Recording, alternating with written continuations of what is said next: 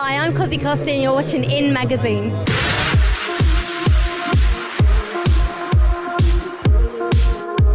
Mi ovo ljeto pripremamo brojna gostovanja stranih DJ-eva, također i brojnih pjevača sa naše estrade.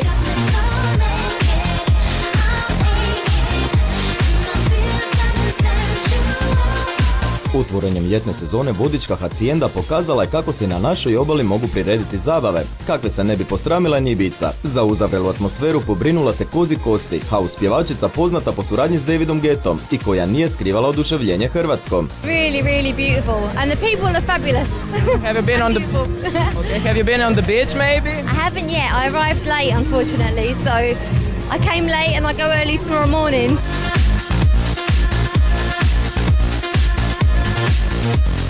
I dok bi neki rekli da se ovdje radi o Sodomi i Gomori, ja vam sa sigurnošću mogu reći da se radi o vrhunskoj zabavi.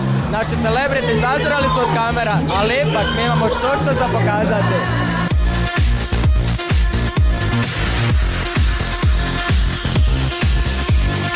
Više se ne zna ko je tvoj dečko zapravo, pa ko je pravi? Jedan vodoinstalater, to mi upravo treba za stan. To je privadan posao, to sad, kako se kaže, opstaje u vrijeme recesije. Riječka manekenka na otvorenje Hacijende povela je svoju novu ljubav, tamnoputog austrijskog nogometaša Rubina Okotija. Iako je zazirao od naših kamera i koliko god se Kristina trudila skriti njegov identitet, Rubin nam nije promakao. Već tradicionalno ljepotice u klubu nije manjkalo, posebice misica, što sadašnji što bivši. Otvorenje disko kluba ni ove godine nije propustila glumica Petra Maroja, koja nam je otkrila planove za ljeto. Pa ne, uživam na moru, uživam u Dalmaciji, nema ništa novo kod mene. Da li je Petra možda zaljubljena ili njeno srce još uvijek ne pripada nikome?